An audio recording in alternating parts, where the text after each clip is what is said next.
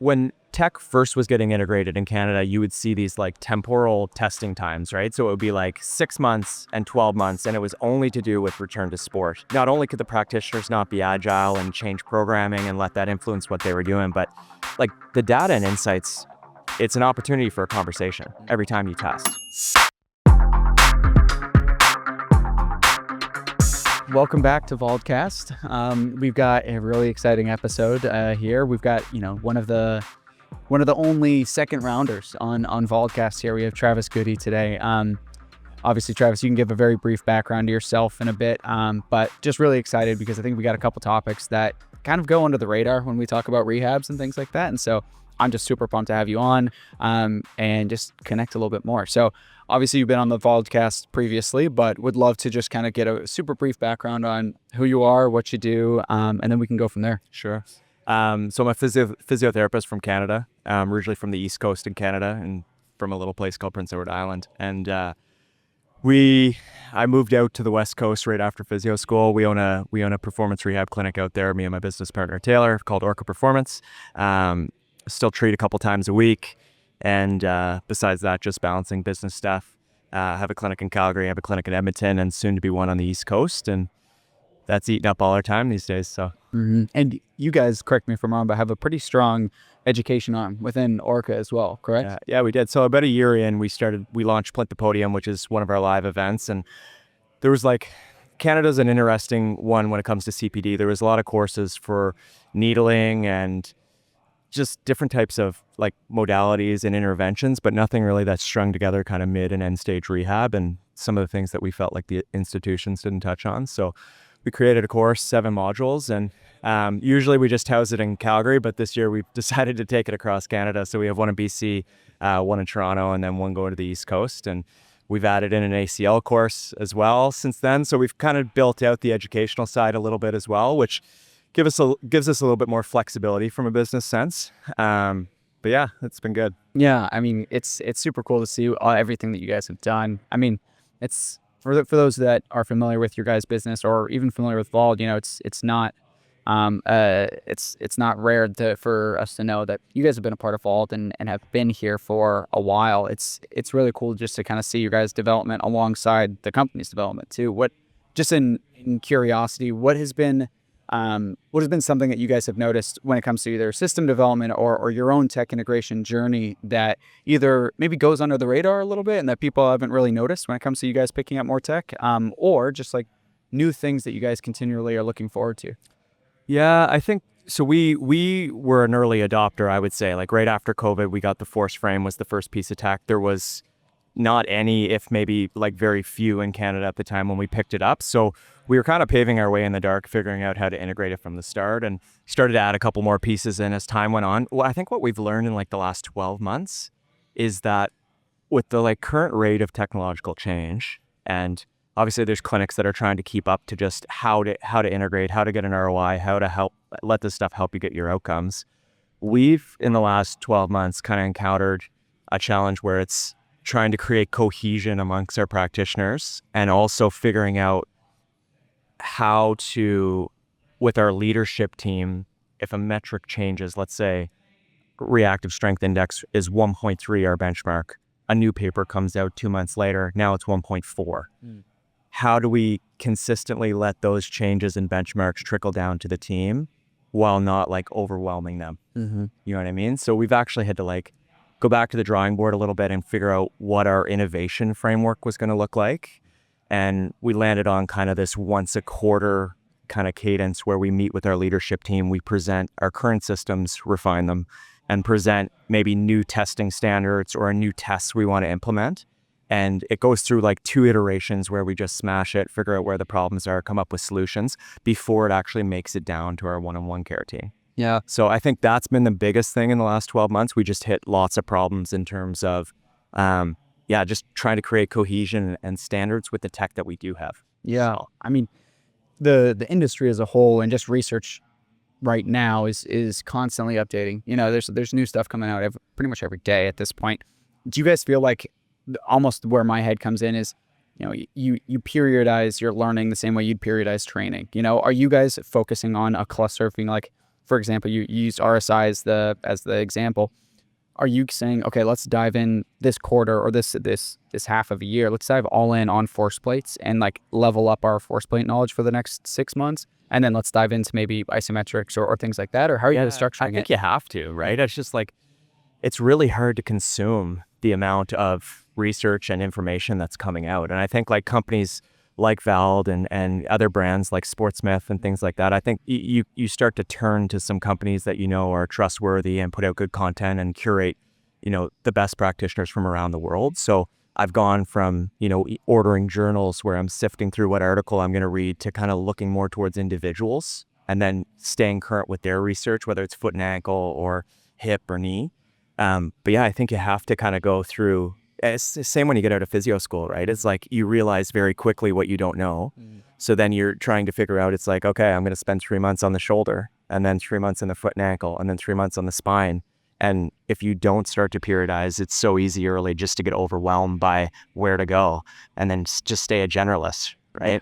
Gosh, no, I know it is tough. And, you feel like a lot of times people kind of place themselves somewhere on the continuum from generalist to specialist. And then recently you guys have done a really good job with maybe still seeing a wide array of individuals, but really kind of niching down a little bit on this kind of ACL pathway and becoming true experts in terms of not just tech integration, but just rehab as a whole. Something that I alluded to earlier that I think doesn't get enough of attention is this kind of gray area of the mid stages of ACL rehab. Maybe we just kind of kick things off by getting, there may not be a totally right or wrong, but getting your guys' definition of what is the mid stage of ACL, and maybe we just jump off from there. Yeah, I think for me, a mid-stage athlete is they've hit the early non-negotiables, right? So they have their full extension, they have their recruitment back at the quad, they have no effusion or maybe a trace of effusion. They have their key lift patterns back, so their squat, their lunge, their hinge, all the different menu options you're going to need to add in at that strength stage are there. And for us, like they have their capacity too. So from a body weight perspective, they do quite well with their single leg calf raise capacity, single leg glute bridge capacities there, single leg squat capacities there. And they're really ready to either move into like more aggressive hypertrophy work or kind of trace over into like the max strength kind of realm. And I think for like our archetypes are so variable at ORKA that where that mid stage lands, it's not really like a temporal thing for us, right? And we get that question all the time when we're either mentoring or in our ACL course. It's like, well, at what month are they mid-stage?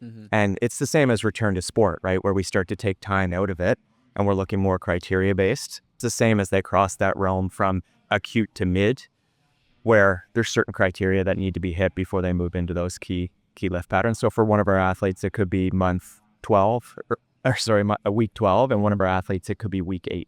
Yeah, right. Totally. And maybe what could be helpful for some of the listeners is understanding how nuanced and how variable this could be. If we take, let's say, two different athletes, we have somebody, up in Canada, you guys are constantly seeing people that are more winter sport athletes. So you take a hockey athlete, and then maybe we take somebody who's a little bit more of a court, volleyball, basketball, something like that. Yeah. When you think about that and you think mid stage, and we're talking criteria specific indicators, what comes into your mind and what jumps into your head of like, okay, this is something that we want to make sure a volleyball athlete can hit rather than a hockey athlete? Yeah, I think there's a lot of similarities at mid-stage, right? Like there's certain, again, like menu items that need to be there. So for a mid-stage athlete, usually they're going into our strength capacity phase at that point. So our variables in programming are changing a little bit, but you're working on eccentric quadricep strength. It doesn't matter if they're patellar graft or quad graft or hamstring graft, you're working on those qualities. You're starting to go over into eccentric rate of force development. If you don't, those things are going to show up in your vertical jump testing. It's not necessarily an explosiveness issue for them. It's the previous pillar that didn't get touched on, right? So we're making sure that stuff's there. I think our hockey athletes need similar strength qualities to what our court-based ones do. When you look at skating and you break it down, the extensors in the sagittal plane are massively important. Our volleyball or basketball athletes, the exact same thing. If they're decelerating on the court, they're landing from a jump. They need those same qualities. So I think you would walk through our gym and see probably 5 or 6 different sports looking very similar. I think where the nuance comes is as they transition, let's say this was month 3, once they hit month 5 and 6 and you start to move them into this chaos continuum, that's where you start to see different aspects, I think, come into play, right? So visual disruption is going to look a little bit different on the court than what it would on the ice. What they're doing in the frontal plane versus sagittal plane might look different. So I think that's where we start to kind of be a little bit more nuanced with selection, but there's a lot of similarities for sure. And something we were chatting about right before the podcast that I always find super interesting is this idea of, anybody who's worked as either a physio or even in the strength and conditioning space where they're starting to the return to play standpoint, people understand rehab's anything but linear, right? You're going to hit a setback. Something's going to, not work out the way you think it will, both from a practitioner standpoint and from a patient standpoint. From your guys' perspective, after treating however many ACLs it's been at this point, or just treating however many patients, what are some ways in which you guys can either set expectations or get ahead of some of these setbacks before they become this sort of, all-encompassing, almost world-ending feeling that some patients start to get? Yeah, I think it's communication is underpinning all of that, right? And I think that's what, as clinics look to integrate some of the technology and things into practice, it's the same problems that arise when tech wasn't there, right? It's people can retain clients or they can't, depending on how socially agile they are and how they are from a communication lens. So for us, it's just getting ahead of it and trying to create vision. And there's nothing precluding us in the first 2 weeks with the athlete starting to discuss what's going to happen in the next phase and create vision. And we're doing X, Y, and Z because when we hit here, this is what's going to happen, right? Or we can expect at month 4, you're probably going to start to get a little bit fatigued from a psychological perspective with the rehab process. And it's going to be difficult knowing that you're not even halfway there if you return to sports at 12 months. So I think by just having those conversations early and recurrently, it starts to make athletes a little bit more comfortable. You got to think too, like we see a lot of youth athletes. Some of these athletes had never been in the gym before. Yeah. Right. So like you look at what kind of stress that is on the psychological system where they're working out around other individuals and forget the fact that there's a fusion and they just had a big surgery. That can be taxing. That might disrupt their sleep. It's not all about the lifts and sport and things like that. These individuals are in junior high. They're in high school. We've both been there. We know what day-to-day was like in high school and junior high. There's other things that are going on for these kids. So I think it's knowing when to you lead being a practitioner with the end goal in mind, but I think you need to be agile enough to know when to be a human first and being able to actually like crumple up your plan for that session. And you may just need to sit there and talk to your athlete that day or pop into the recovery room on the boots with them and just have a chat about how their day went at school. And in the grand scheme of things, although physios, a lot of us are type A, we have our plan for the day. We want to execute our plan. But in the grand scheme of things, that might be more meaningful than, trying to carry through the session. And for a lot of our athletes, they go on, they're collegiate, they go on, they retire from sport. I think it's those little moments and being there to support them that really like makes your business and brand stick out. And it's a massive cultural piece. So again, I think communication underpins all of that. Yeah. And you're so right. Sometimes you do need to kind of take that plan, put it to the side and just, talk human to human with people. I think having been individuals that if you have experienced sport and had that kind of an injury, you can very well understand the ups and downs. And it's one of those things too, where you can set as many expectations as you want at the very beginning and saying, hey, this is going to suck. Hey, there's going to be bad days and there's going to be good days. But until you're physically in it and you're actually experiencing it, it's, discussing something and experiencing something are two very different, vastly different. And it's N equals 1 too, right? So it's like maybe you are a clinic that has, 100 active ACLs or something. And this individual's not even just first ACL, maybe first major injury. Yeah. We live at a place in Canada where like specialization in sport at a young age is becoming more and more prevalent. A lot of these kids aren't playing, they're not multi-sport athletes. And their entire sporting team is their social circle. So that gets taken from them. It's their first major injury. And all of a sudden, they can be in a very dark place psychologically. But I think that's why for me, it's so important that we built the environment that we did, because they're not on a plinth or a bed for, seeing their physio for 5 minutes, curtains drawn by themselves. They're in an environment where their friends are there. There's people at mid-stage that they can look to when they're acute. When they get to mid-stage, there's people returning to sport. They can always, and then again, they morph into that support person for the next line of athletes who are behind them too. So Yeah.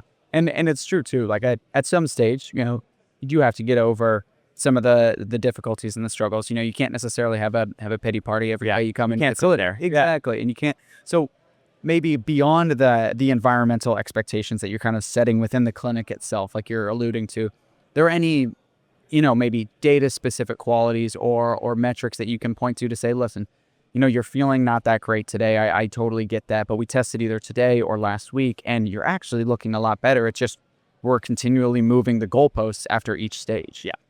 Yeah, I think like when tech first was getting integrated in Canada, you would see these like temporal testing times, right? So it would be like 6 months and 12 months, and it was only to do with return to sport. And not only could the practitioners not be agile and change programming and let that influence what they were doing, but like the data and insights, it's an opportunity for a conversation every time you test, right? And that conversation could go a bunch of different directions with the athlete, but we use our insights to have certain conversations with the athlete. And we might preclude from talking about a number if it tanked because of a situation that we're in, and we know that the athlete's already in a deload and they're not doing well from a psychological standpoint, and maybe it's just not the right time to talk about that metric. Or like you alluded to, like sometimes we'll just use it to say, hey, last week we deloaded, you weren't in a great place. We said that, that's okay, that's expected, and don't beat yourself up about it. We lost a week. In the grand scheme of things, it's not going to matter. We said, though, if we started to string those weeks together and they become months, now we're pushing your return to sport date. But what did you do? This week you came in, we retested your CMJ, your jump height and RSI mod is back up to where it is before, and now we go into the next phase. So yeah, you can bring in, reel them back using data. You can have conversations around fatigue. We've had individuals who their data tanks. We sit them down in the treatment room, we have a conversation, and they broke up with their partner 2 nights before and they haven't slept, and you know what I mean? And in that situation right away, we completely adjust what we have planned for the week. Yeah. Right? So yeah, I think, again, data is just an opportunity for conversations with these individuals. And that's the beauty about having a suite where you can test often, is that you can now be agile with what type of conversation you want to have. Do you want to have it around mobility? Do you want to have it around explosiveness or reactive strength? I think when you have one piece of kit, that your domains of conversation start to become a little bit more limited. Yeah. And that's the beauty of, like, as you get into a good monetary position and you get your ROI on whatever first device it is that you attain, that you start to work towards working with a company where you can now string multiple pieces together, show them one integrated surface where, again, your hub tells a story and you tie in whatever domain you want. Yeah. It's amazing that you bring that up, because right before we hopped on here, you're in the process of creating an awesome resource for VALD and for VALD Academy. And there's the case that you were specifically talking about is really interesting, where, I'll let you tell the story more specifically, but about the Achilles patient that, numbers just weren't adding up. Yeah. Do you want to share just a little bit about kind of what led you to that and how that conversation started? Yeah, so we're going to do a practical while we're down here at VALDCon. We're also going to put it out on VALD Academy for a more condensed version for people to see. And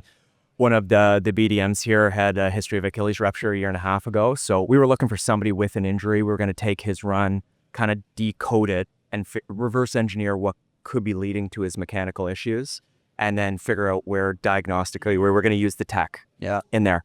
And as we brought him through the process, he had some 5 or 6 like pretty clear glaring issues with his 10-meter fly, technically, and some were on the left, some were on the right, some on the upside, some not. And as we started to test him, everything that we thought was going to be positive was actually fine. So thoracic mobility, we thought he was going to be stiff as a board. He has like elite level thoracic mobility. His knee to wall, we're like, history of Achilles injury, probably knee to wall restriction, but probably the best ankle mobility I've ever seen in my life. So as we're going through our tests, we're just like, what is going on? Like, where is this coming from? It doesn't make sense. He looks really good from a strength perspective. Little do we find out about a half hour in that he had a history of a big toe fracture 16 years ago on his other side. So everything that we were seeing through propulsion and through touchdown makes complete sense now. And again, it was an Achilles rupture through a deceleration event. So now you start to talk with him a little bit about was this virus potentially here festering the entire time? And because of load or position or capacity, that's kind of the injury that happened. But these are the things that were going on behind the scenes, right? So I think that's the beauty part of it. It's always like a Rubik's Cube. I think it's why a lot of physios love what we do, is we love that problem solving piece. If we don't get that, it irritates me. I like that stimulation. That's why I don't get off table. I still treat a little bit too.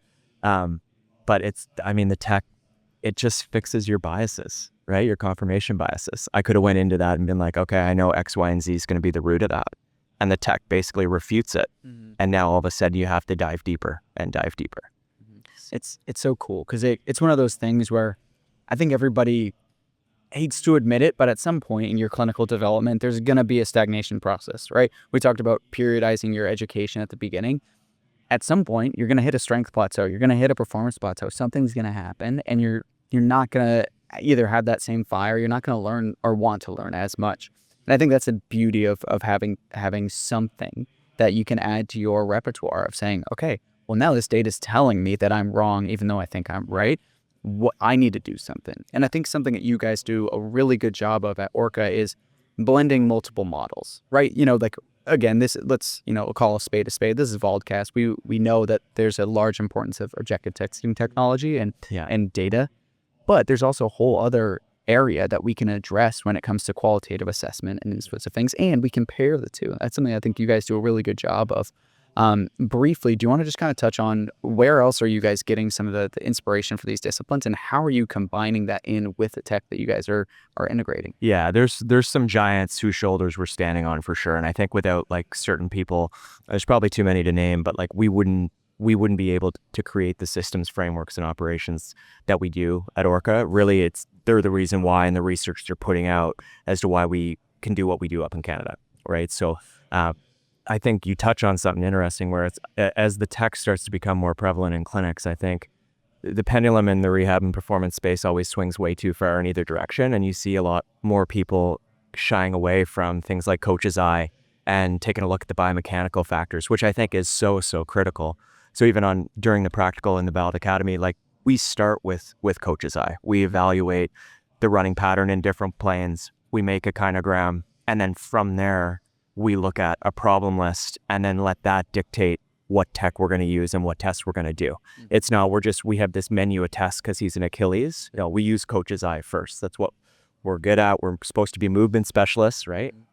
So yeah, I think that's like, it's just such a massive piece. And there's so many, like Dan Paff and Stu McMillan and the group at Altus are great when it comes to that. Alan Murdoch's obviously great. We turn to Endo's work a lot, and Romaine's work in the foot and ankle and the stuff he's been putting out in the last 2 years, I think is brilliant. So there's, again, some key people that we're looking at to help us, like point us in the right direction and help guide what we do. But yeah, I think you have to, otherwise you're scouring what is now tens of thousands of articles that are being littered through the surface every week, right? So yeah. Trav, thank you, dude. This has been such a cool conversation. Obviously, this is being recorded at VALDCon. The energy here is super fun, and it's awesome. After it's been years of us communicating back and forth and things, to finally sit down face to face and have conversations like this it's truly awesome. Anything that you guys have going on in the future or anything like that people can look for or reach out and learn more from you guys? Yeah, 2025 has been a year for sure. We're taking Flint to Podium external, so we're coming to BC and Toronto in October. We're going to Halifax in November on the East Coast. We just kind of teased that we're bringing a third facility to the East Coast. We'll announce where soon enough. And we're opening up our Edmonton location in a couple of weeks, moving from where we're at into a brand new facility. So there's lots happening behind the scenes. We've been approached quite a bit on social media for people who can't come to our live events about getting some more content online. And we're going to try. It's just, there's only so much time in the day right now. So yeah, you can find us on social media. We'll always be up to something. There'll be something coming out pretty much every couple months for us. So amazing. Trav, thank you so much, man. We're pumped for everything you guys are doing, and just stoked that you guys are, along for the ride with VALD as well. It's been awesome to see the symbiotic growth between the two groups. Sure. Thanks for having me, dear. Awesome. Cool. Thanks for listening to VALDCAST. please make sure to follow us on all social media platforms at VALD Performance and VALD Health. And we really look forward to seeing you next time. Thanks.